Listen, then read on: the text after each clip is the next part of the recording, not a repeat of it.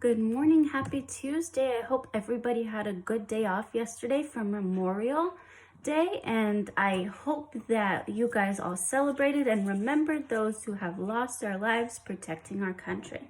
Today we're going to get started reading chapter 2 in book number 11. Jack and Annie just landed in the safari. There's a giraffe, some zebras. This chapter is titled Jump, Beasts, Jump. Bright light flooded the treehouse again. A rustling sound came from outside the window. Jack peeked out and laughed. "Hey there," she said. Jack looked out too. A giraffe was eating leaves off the tree. He had a sweet, goofy face.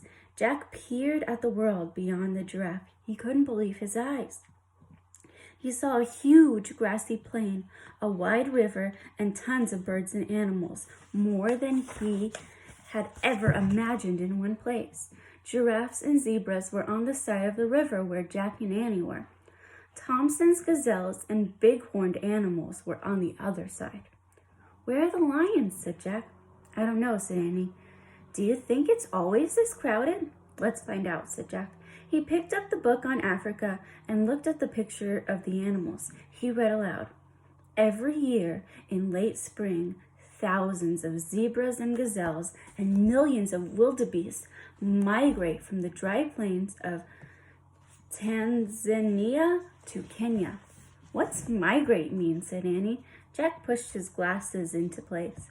"It means they go someplace else for part of the year, like birds go south for the winter." "Oh, right," said Annie.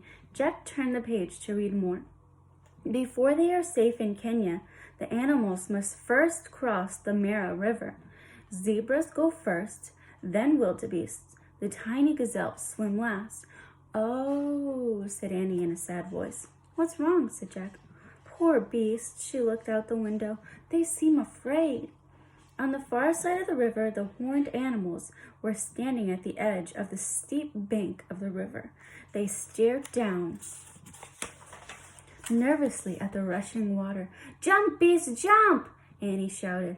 "Don't be silly, they can't hear you," said Jack. He studied the plains. "I wonder where the lions are," he said. "I don't know, but I have to go," said Annie. "Go where?" said Jack. "To the river to help them," she said. "Help who?" said Jack. "Those wild beasts to get to the other side," said Annie. "I have to help them migrate." "Are you crazy?" said Jack.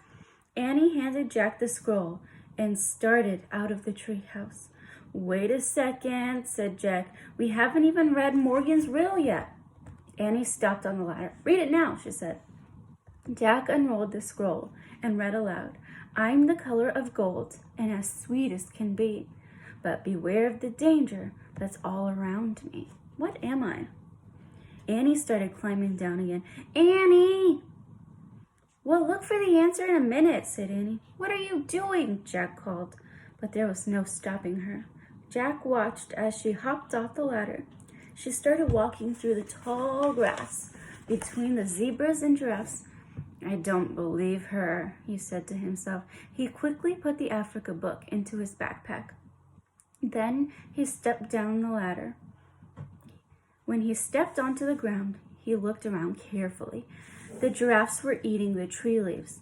The zebras were grazing on the grass. Tons of birds flapped above their heads. It is okay, he thought. He just had one little question. Where are the lions?